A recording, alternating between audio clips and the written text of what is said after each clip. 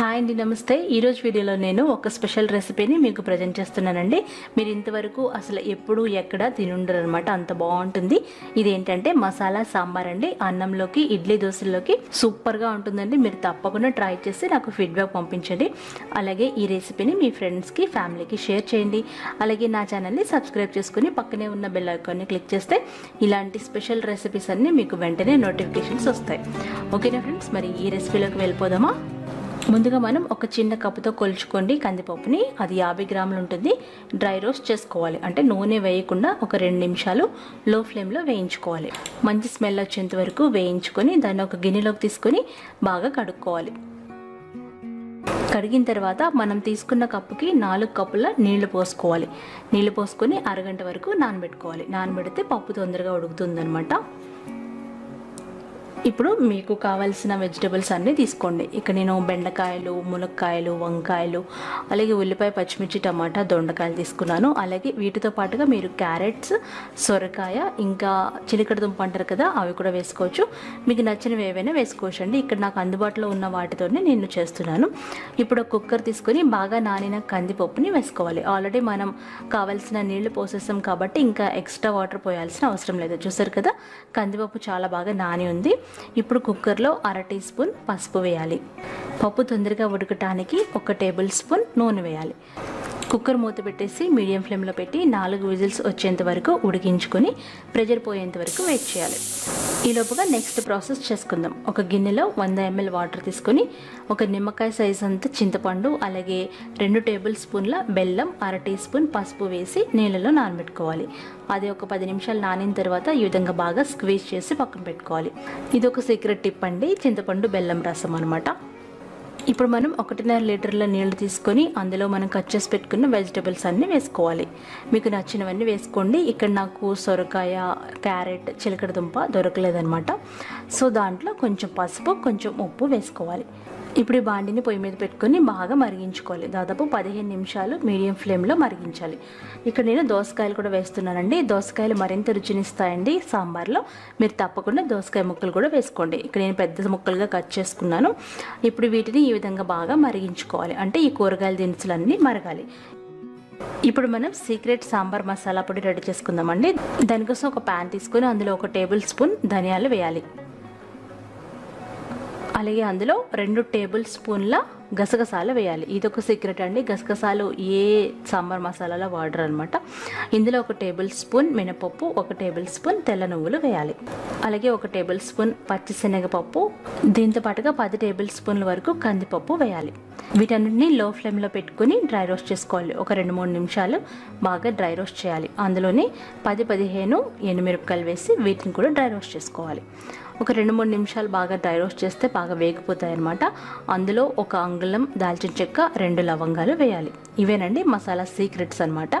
మసాలాలు కూడా వేసిన తర్వాత బాగా డ్రై రోస్ట్ చేసి చల్లారబెట్టుకోవాలి. చల్లారిన తర్వాత మెత్తని పౌడర్ లాగా గ్రైండ్ చేసి పక్కన పెట్టుకోవాలి.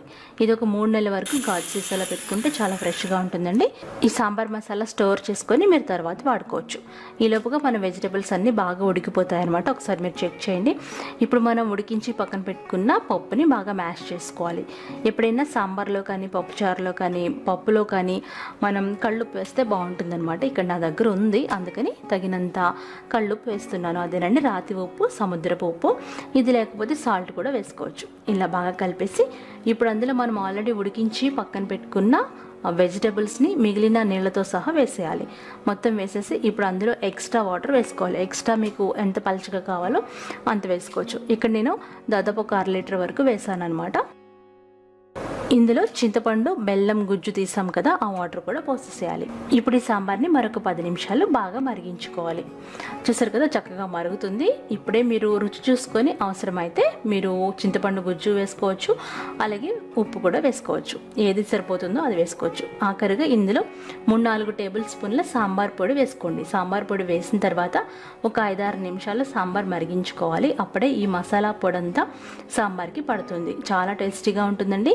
మీరు తప్పకుండా ట్రై చేయండి. అలాగే ఇడ్లీ దోశల్లోకి సూపర్గా ఉంటుంది, అన్నంలో కూడా చాలా బాగుంటుంది. సాంబార్ మరిగేటప్పుడే అందులో కరివేపాకు, కొత్తిమీర కూడా వేసుకొని మరిగించుకోండి. ఇలా సాంబార్ మరుగుతున్నప్పుడు మాత్రం ఇల్లంతా గుమగుమలు ఆడిపోతుందండి, చాలా బాగుంటుంది. మన పక్కింటి వాళ్ళు కూడా అడుగుతారనమాట ఏం చేస్తున్నారని. బాగా మరిగించుకున్న తర్వాత పోపు పెట్టుకుందాం. పోపు కోసం నూనె కానీ నెయ్యి కానీ తీసుకొని అది వేడైన తర్వాత మామూలుగా ఆవాలు, జీలకర్ర, మినపప్పు, శనగపప్పు, దంచుకున్న వెల్లుల్లి రెబ్బలు, ఎండుమిరపకాయలు, అలాగే కరివేపాకు ఇవన్నీ వేసుకోవాలన్నమాట. నార్మల్గా మనం ఎలా అయితే పోపు వేస్తామో అవన్నీ వేసుకోవాలి. ఈ పోపులో 2 పచ్చిమిరపకాయలు, కరివేపాకు, కొత్తిమీర వేసి ఆ తర్వాత చిటికెడు ఇంగువ వేసుకోవాలి. ఈ పోపు చక్కగా వేగాలన్నమాట. బాగా వేగిన ఈ పోపుని మనం మరిగించుకుంటున్న సాంబార్లో పోసేయాలి. సాంబార్లో పోసేసి ఒకసారి బాగా కలుపుకొని ఒక 2 నిమిషాలు మరిగించుకోవాలి. ఆఖరిగా ఇంకొక చిన్న టిప్ అండి, పచ్చి కొబ్బరి తురుము కానీ ఎండు కొబ్బరి తురుము కానీ ఒక 2 టేబుల్ స్పూన్లు వేసుకుంటే మీ సాంబార్ మరింత రుచిగా ఉంటుంది. ఇలా మరిగేటప్పుడు వేసుకోవాలి. ఒకవేళ మీకు ఇష్టం లేకపోతే ఈ తురుము వేయాల్సిన అవసరం కూడా లేదండి. కానీ పచ్చి కొబ్బరి కానీ ఎండు కొబ్బరి కానీ వేస్తే సాంబార్ ఇంకా టేస్టీగా ఉంటుంది. నేనైతే రికమెండ్ చేస్తున్నాను అనమాట. ఇలా బాగా మరిగిన తర్వాత సర్వ్ చేసుకోవడమే. చాలా సూపర్గా ఉందండి. మీరు ఓకే ఫ్రెండ్స్, ఈ రెసిపీని మీరు తప్పకుండా ట్రై చేయండి. ఈ వీడియో మీకు నచ్చినట్లయితే లైక్ చేయండి, షేర్ చేయండి, కామెంట్ చేయండి. నా ఛానల్ని సబ్స్క్రైబ్ చేసుకోండి. అలాగే పక్కనే ఉన్న బెల్ ఐకాన్ని క్లిక్ చేస్తే నా నోటిఫికేషన్స్ అన్నీ మీకు వస్తాయి. అలాగే మీరు ఈ రెసిపీ ట్రై చేసి మీకు ఎలా వచ్చిందో తప్పకుండా కామెంట్ చేసి చెప్పండి. హలో ఫ్రెండ్స్, నమస్తే. ఈరోజు ఇమ్యూనిటీని అమాంతం పెంచే సొంటి రసం ఎలా తయారు చేయాలో నేర్చుకుందాం. సొంటి ఆరోగ్యానికి చేసే మేలు అంతా ఇంత కాదండి. ఇది పాతకాలం వంట, చాలా చాలా బాగుంటుంది. అలాగే ఉల్లిపాయ, పచ్చిమిర్చి, కారం వాడకుండా చేసిన రెసిపీ. వేడివేడి అన్నంలోకి కొద్దిగా సొంటి రసం వేసుకొని అప్పడాలు వేయించుకొని తింటే చాలా చాలా బాగుంటుంది. తినడమే కాదండి, తాగడానికి కూడా ఈ రసం చాలా బాగుంటుంది. ఇది మన పాతకాలం రెసిపీ, మీరు తప్పకుండా ట్రై చేయండి. ఇలాంటి సీజన్లో మనకి ఇమ్యూనిటీ పెంచడానికి చాలా బాగా ఉపయోగపడుతుంది.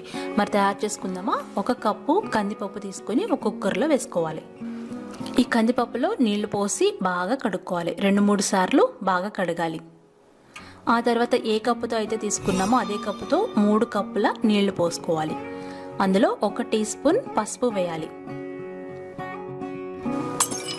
మూత పెట్టేసి మీడియం ఫ్లేమ్లో పెట్టి 3 విజిల్స్ వచ్చేంత వరకు ఉడికించుకొని స్టవ్ ఆఫ్ చేసి ప్రెషర్ పోయిన తర్వాత ఇలా మ్యాష్ చేసుకుని పక్కన పెట్టుకోవాలి. ఇప్పుడు దీనికోసం ఒక పౌడర్ కావాలి. దానికి 2 అంగుళాల సొంటి కొమ్ము కావాలి. పౌడర్ కూడా వాడుకోవచ్చు. ఇప్పుడు ఒక చిన్న రోల్లో 10-15 మిరియాలు అలాగే 2 అంగుళాల సొంటి కొమ్ములు వేసి బాగా దంచుకోవాలి. ఆ తర్వాత 5-6 వెల్లుల్లి రెబ్బలు వేసుకొని దంచుకోవాలి. కచ్చపచ్చగా దంచి పక్కన పెట్టుకోవాలి.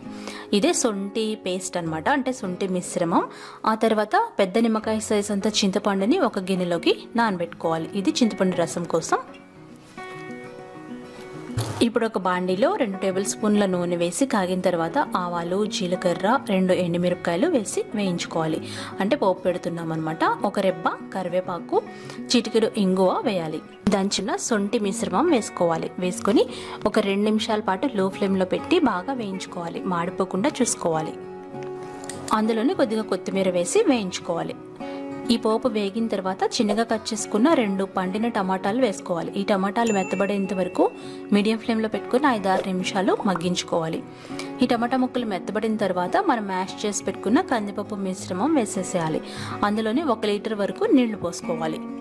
నీళ్ళు ఇంకా కూడా వేసుకోవచ్చు. ఈ చారు పలుచగా ఉంటేనే బాగుంటుందండి.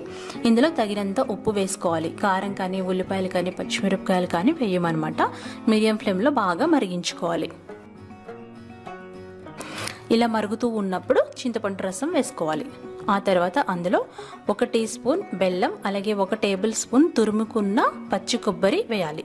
ఈ పచ్చి కొబ్బరి బెల్లం ఆప్షనల్ అండి, మీకు ఇష్టం లేకపోతే వేయిపోయినా పర్వాలేదు. ఇలా ఒక 10 నిమిషాలు మీడియం ఫ్లేమ్లో బాగా మరిగించుకొని సర్వ్ చేసుకోవాలి. అంతే, ఆరోగ్యానికి ఎంతో మేలు చేసే సొంటి రసం రెడీ అయిందండి. ఈ రెసిపీ మీరు తప్పకుండా ట్రై చేసి నాకు ఫీడ్బ్యాక్ పంపించండి. వారానికి 3-4 సార్లు ఈ రెసిపీని మనం చేసుకొని అన్నంతో సర్వ్ చేసుకోవచ్చు. వేడివేడి అన్నంలోకి కొద్దిగా అప్పడాలు వేయించుకుంటే ఈ రసం ఉంటే చాలన్నమాట. దీనికి ఎలాంటి సైడ్ డిష్ కూర అవసరం లేదు. సో ఫ్రెండ్స్, ఈ కాలంలో మనకి ఇమ్యూనిటీ పెంచడానికి ఉపయోగపడే సొంటితో తయారు చేసిన ఈ రసం మీరు ట్రై చేయండి. అలాగే మీ ఫ్రెండ్స్కి, ఫ్యామిలీకి షేర్ చేయండి. ఈ వీడియో మీకు నచ్చినట్లయితే అత్తమ్మ టీవీని సబ్స్క్రైబ్ చేసుకోండి.